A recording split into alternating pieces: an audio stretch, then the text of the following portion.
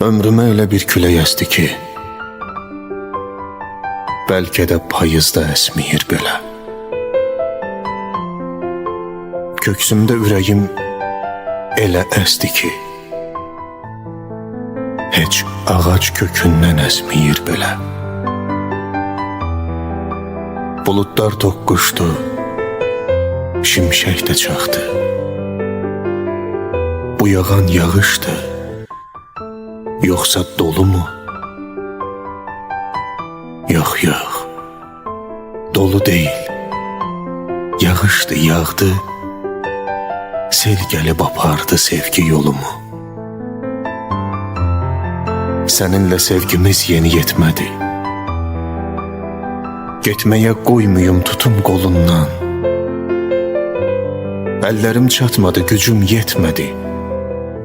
Saxlaya bilmədim səni yolundan.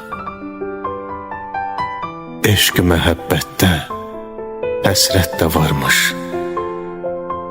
Taleyin qisməti beləymiş demək. Sənin bu gedişin qismətdə varmış. Küləyi yağışı bəhanə edək. Mən artıq qorxmuram əsən küləkdən, nə çaxan şimşəkdən, yağan yağışdan. Mənim ilk baharım köçdü ürəkdən.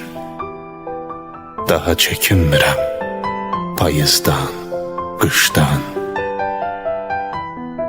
Daha nəyim qalıb məndən aparsın? Bircə tək xatirə dəftərim qalıb. Dartsın vərəqləri, cırsın, qoparsın.